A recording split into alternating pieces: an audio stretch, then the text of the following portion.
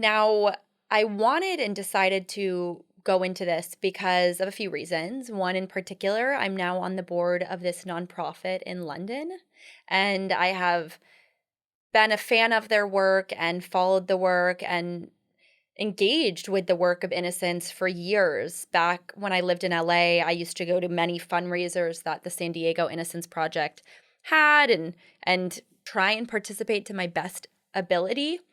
But that being said, on the other side of this, there is so much trauma behind this story. Before I get into this episode, I want to preface this by saying this is my experience with the justice system. This is a raw conversation that includes a lot of trauma. So if this particular topic in general triggers you, etc., please reach out to anyone you need to following this episode, myself included, if you have questions. But it does really talk about trauma. And another reason that I feel so inclined at this point in my life, after having not spoken about this for pretty much my whole career, to talk about this now is because the place that I'm in my career at 26, I would not be in if my dad had not been locked up when I was 7. And the work that this organization does and the people that they've helped exonerate, I just want everyone to know about it. And I think that there's some people who wake up every day and they want to be rich and they want to be famous. And I think there's some people who wake up every day, myself included, and hopefully anyone watching this, who really want to change the world. And for me, that is pretty much the whole mission behind my company and being fearless, is that I had 2 paths I could have gone down when my dad was locked up. One that could have been completely destroying my life, and the other one doing something in hindsight unexpectedly that would have made me into the person that I am today and given me the platform that I have. So I'm going to walk back to the beginning of this story because I actually think, even from an outside perspective, I mean, this story is quite fascinating. So when I was 7, my father was wrongfully convicted and put in maximum security in Cranston, Rhode Island. I spent 5 years of my childhood visiting him. Now, back in 2007, there was no requirement for police stations to record interrogation rooms. So in the 24 hours that my dad was interrogated, he signed 2 false confessions. What does that mean? It means that in a state of duress and in a state of complete mental not well-being, he signed that he committed 2 crimes that he did not commit. I grew up in a super small town in Eastern Connecticut. I always say I grew up with no money and no connections. But my dad used to be a very successful salesperson. We were not like a rich family at all. But I think we did good as a family. I think as a young kid, I always showed signs that perhaps I was a bit different. I do remember from the beginning, like teachers saying things and whatnot. But we had a normal upbringing. My parents were not married. My mom had been married before. So it's just a super small town I grew up in. And my parents weren't married. My dad actually did not live with us. He lived in another town called Vernon, Connecticut, closer to where he worked. But he was at my house every night. It was just a normal, what you'd expect from like an immigrant mom and regular dad. The young age that I was, right, when this happened to my dad, I mean, sure, I think I was a bit different, but like, was I blogging? Was influencing a thing? No. Did I have stage parents? No. But at that point, I really thought I would be a successful actress. So it's funny because I don't even sometimes remember what happened yesterday, but that 5 years of my life, I can almost remember every single moment of it. And I think anyone who has experienced trauma may also resonate with it. I mean, there's just things that don't leave your mind. There's just things that are almost too traumatic that you wish they would. And some memories do fade or nightmares do fade, but some stay very present. I remember my mom one time on the phone, like this was the beginning of what happened here. And by interviewing also today a lawyer from Innocence, I interview him because I want to bring validation to this. I think a lot of people may think, of course you're going to say your dad didn't commit those crimes. But my dad didn't commit the crimes. And people are going to prison every single day who did not commit crimes. And so that was why I felt so inclined to not only join the board of this nonprofit, but use this platform to spread awareness and also interview a lawyer before you guys watch this particular story that I'm sharing, because I want to prove to you how severe this justice system, the problems that it encompasses, are. So I remember my mom, she was a nurse. She came home from work, and I remember it's so crazy. I mean, I was 7, so it's so wild to think back on this, but I remember asking my mom, like, "Where's dad?" And then I remember she called a friend, a childhood friend of mine who lived, I grew up in a condo, my friend Claire's mom. And I remember I went over to Claire's and I slept over there. And then the next day, I remember coming home and I just remember a bit of a frenzy. And I remember it all happening very fast. And when you're a little kid and you're going through these motions and these experiences, I don't know that I of course I didn't know what was happening, but no one knew what was happening. What ended up transpiring is my dad walked into a hotel in Vernon, Connecticut. He was an undiagnosed diabetic. For anyone who isn't familiar with diabetes, if you become or your blood sugar goes too low as a diabetic, you can almost become schizophrenic. And I've seen this with my father. If he doesn't eat, like his diabetes is so severe and it's so sad because it's such a debilitating disease. And I wish more people talked about it because I feel so much pain for my dad sometimes, all the time, quite frankly. But I feel a lot of pain for him and for anyone young, especially who is a diabetic. He was an unannounced diabetic, and he walked into a hotel in Connecticut, Vernon, Connecticut. And the guy at the front desk had a photo of someone who was going from Rhode Island to Connecticut to New Jersey, I think, exposing himself and things with kids, like all of the worst stuff. So instead of calling the police, now my dad walked into this hotel to make a phone call on the phone at the hotel. I think his blood sugar was kind of getting low, and he just unfortunately walked into the wrong place at the wrong time. So he walks into this place. The guy at the front desk had a sketch of this said man who was exposing himself and doing these things to kids across these states. Calls up the police. The police roll in. Over the next 24 hours, my dad is held in a room in the Vernon police station. He is interrogated, and he is coerced into signing 2 false confessions that to this day he has no recollection of signing. Now, the 2 false confessions put my dad in the places of where these crimes occurred. However, he was not at those places. Where the first crime occurred, my dad had actually signed into the gym. He went to the gym at the same time every single day for pretty much his whole life up to that. But at this time, there was no photo of somebody walking into a gym in the way that now if you sign into a 24-hour fitness or an Equinox or whatever, there's a photo of you on the screen. It wasn't like that back then. So he was at the gym when this first thing occurred, right? 24 hours, my mom and my dad's friend at the time are calling people up, trying to find where my dad is. And my mom ends up getting in touch with the police station, who says, you can come and find out at a hearing on Monday what your husband has been convicted of. Now, my mom recounts this story like thinking this doesn't make any sense. But all of a sudden it's on the news.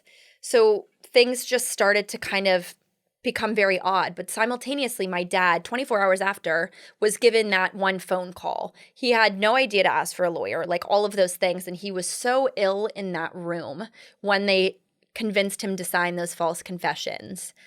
So he has no recollection of signing those. Over the next 4 to, I think, 8 weeks, my family, now, again, there's very little money there. You know, my dad has family in Houston and he has his parents, but like my mom was just a working mom. I have an older half sister, but she had essentially moved out by the time we have a 16-year age difference. And so I just remember like a lot of confusion and like, where's dad and whatnot. And my mom always just kept saying to me, like, your dad's coming home. He's just late at work. He's just stuck at work for days and days and days. It was winter when this happened, so they ended up getting a lawyer involved who, long story short, was very corrupt, basically took $100,000 from my family, like all of the money they scrapped together. My mom had another investment property. She had to sell that, like a small home that she owned, to give money to the lawyer. Now, there ends up being this sentencing where my mom and my grandparents at the time and my dad's brothers are able to go and see, like, what the fuck has happened here. Essentially, this guy, who's a normal guy, my dad's a super normal, all-American guy, is just almost picked up and poof, just doesn't come home the next day, right? And so over the weeks, my mom, the thing that I find most interesting about this case that actually makes my body kind of, the hairs on my arms come up when I talk about this part. She knew something was wrong because this didn't make any sense, right? It's very rare that all of a sudden somebody just commits a crime, like no confirmation. He was at the gym. How is this happening?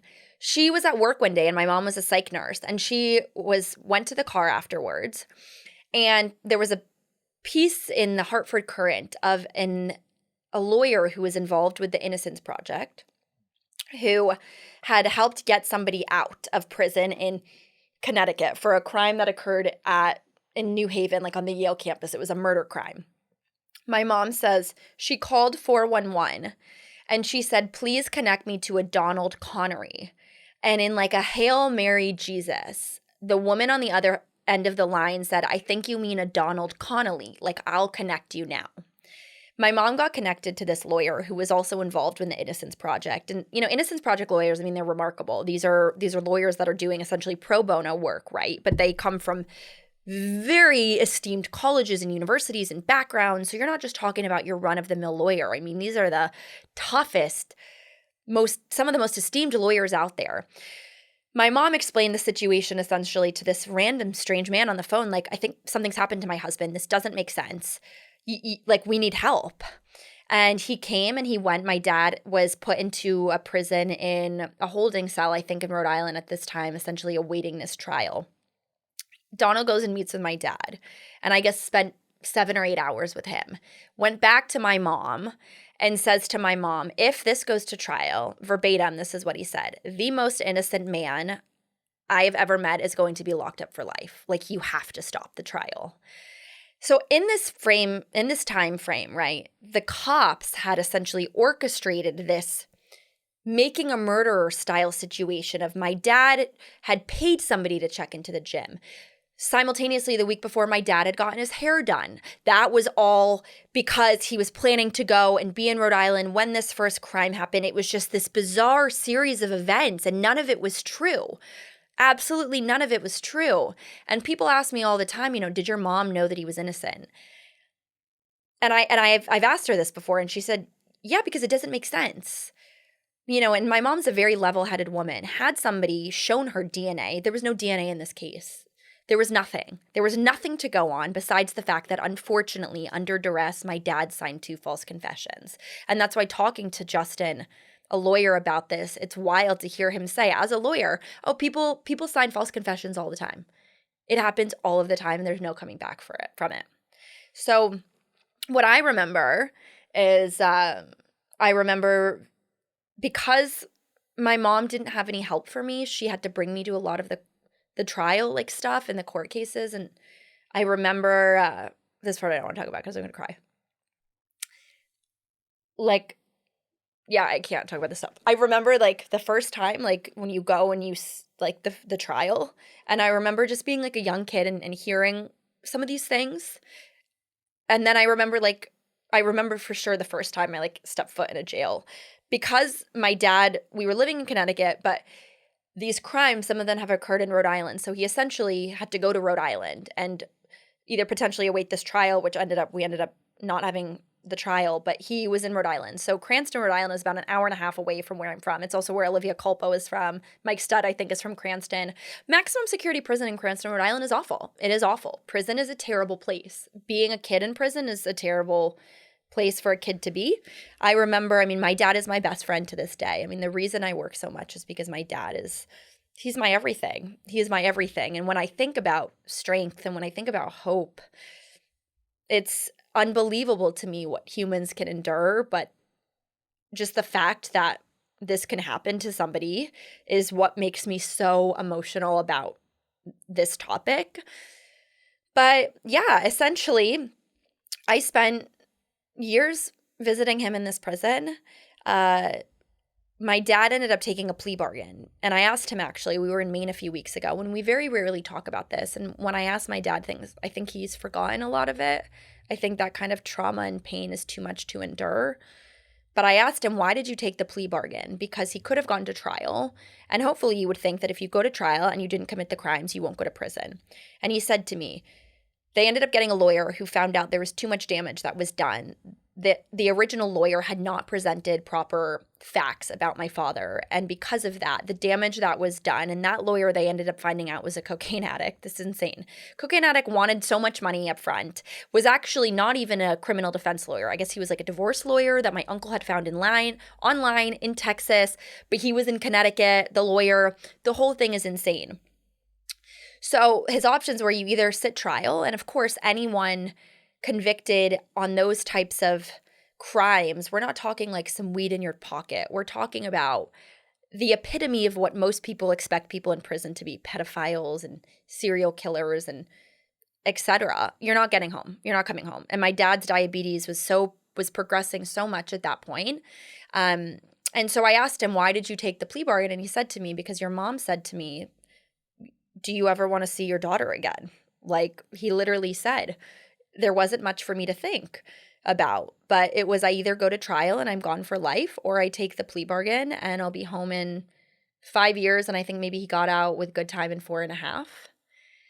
And in that time, the year that he got out is the year that I started my blog. And the reality of this situation is the things that I saw in prison, I mean, the amount of money that it costs for even somebody to be in prison, the phone calls. I mean, my dad is just like literally the coolest guy ever. But when the system wrongs you to this degree, it doesn't just wrong the person, it wrongs the family.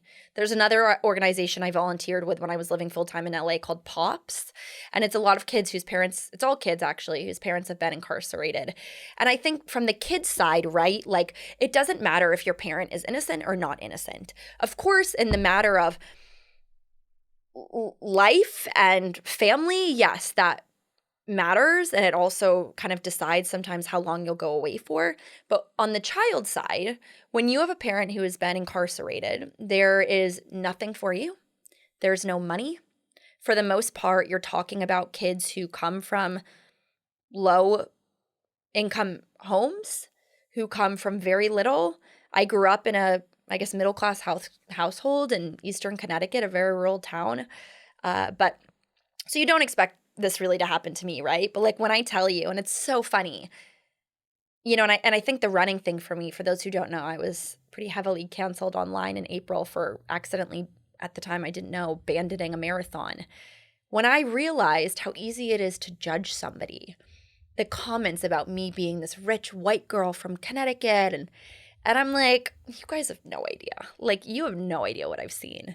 The things that I've seen in my life, sure, it's one thing I moved out at 16 and I was living in New York, but like I grew up in a maximum security prison. DCF tried to take me away so many times. They interrupted so many classes when I was in middle school because they just were desperate to get me out of the hands of my terrible mother, because that's what the state was telling them. This is a kid who father's been locked up, and you can never say that you're innocent. You can't say that you're innocent. So that's why he took the plea bargain. But they actually would take me out of classes, and I remember this clearly, and DCF would interrogate me because my mom, and I give my mom so much credit, I mean, quite frankly, she is the reason that if she hadn't read that newspaper article, my dad would have gone away for life. We would have had no idea about a plea bargain and trial, how to stop that. But she was so adamant about trying to get this story out, and the story of what had happened to my dad and that he was wrongfully convicted, that she got it on the front page of the Hartford Courant. And that almost kind of backfired because, and it's so crazy actually, Disney for a second actually rejected my show. You guys don't know this story, but they actually rejected my show originally when I was in LA and had moved there for this show. They said yes, then they said no. They said no, and they ghosted me for 6 months. And I love you guys. I love everyone at Disney. But in that period of time, I thought they had ghosted me because they had found this article about my dad online. And I was so angry at my mom because I said, like, you didn't think in that moment that my future would be impacted by you trying to get attention out for what had happened to dad. And I remember my mom saying to me, like, look, I'm so sorry. And if Disney says no to this show, I'm so sorry. But I thought your dad was going to die in prison for something he didn't do. I had no idea what to do. So my mom got it plastered on the front page of the largest newspaper in Connecticut, and there was a whole kind of expose on it. And I remember the photographer coming, and I remember everyone at school making comments about it. And I'm from such a small town, so the bullying because of that, it was awful. It was awful. And my mom, and it was a whole article about him being wrongfully convicted. But number one, when you're from a small town, people don't believe that stuff. And number two, it's very hard. Now people are more aware about it. But you have to think back then, Kim Kardashian was not helping people in prison. Making a Murderer was not out. Netflix was not a thing. And because of that, people would say to me, it doesn't make sense that your dad would go to jail for something he didn't do. That's not possible. And it's wild because of how much the times have changed, and Obama passing that law in 2014, that if that law had been passed when my father was put in that room, that interrogation room, on whatever day it was, February something in 2007, this never would have happened. This never would have happened because you would have seen that he was coerced into signing a false confession under duress, as so many people are. Unfortunately, Obama was not in office then. He didn't pass that law until, I think, 2014, 3 or 4 years after my dad being let out of prison. But to back that up, I mean, DCF, I remember being interrogated and trying to have to explain and comprehend this article. I remember my mom, like, coaching me on some of these things, but it's awful. In a way, I can say that, like, I was a kid who went through the system. I didn't go through it in that way, but I went through it in another way. I went through situations with DCF. I went through experiences with the prison. I mean, prison is a terrible place, and it's not like low security prison. This was maximum security prison in Rhode Island. Like, think about that for a second. I saw what you guys see on TV, you know?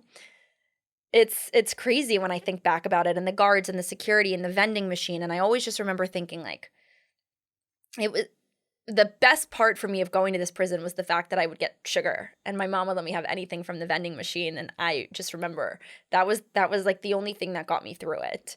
And when I was in Maine a few weeks ago with my dad, and I said to him, like, how do you get through something like this? You have to present and be alive for the rest of your life. And then you get out and your life is over. And he said, you accept the cards that you're given. Like, when this kind of thing happens to you, you have no choice. You accept the cards that you've been handed, and those were the cards he had been dealt. Brittany Griner was actually interviewed in the New York Times, and I loved the piece. She said something similar, and now she wasn't wrongfully convicted. But of course, anyone who comes from, a semi-normal background, and all of a sudden now you're in jail, and she's in jail in Russia, she said something very similar. She said, you just accept that this is your life now, and she never thought she was getting out. She never thought she was getting out. And she said the same thing. You accept that this is your life now. And prison is a terrible place. It is a terrible place, and it is meant for terrible people. And that's not what happened here. So, anywho, my dad got out about 4.5 years later on that plea bargain. And I grew up kind of alone. I will say, my mom had to work so much. She was a single parent. Now my dad is gone. There's no second income. She worked a lot. And I think when people ask me, always the time, like, how are you so mature at 26? I did move out at 16 at a really young age, but I mean, I grew up really alone. Like, my sister was gone. It was kind of just me. I mean, I spent a lot of time at home alone and having to do my own thing and find my own way. And that is how blogging became my outlet. So the year that my dad got out is the year that I started my blog. And that's why I have this tattoo on my finger. That's the reason I started this blog, is because I didn't have anything else. There was nothing else for me. And I think, when you're given that kind of set of statistics, when you're given that set of a decision or a path in life, right?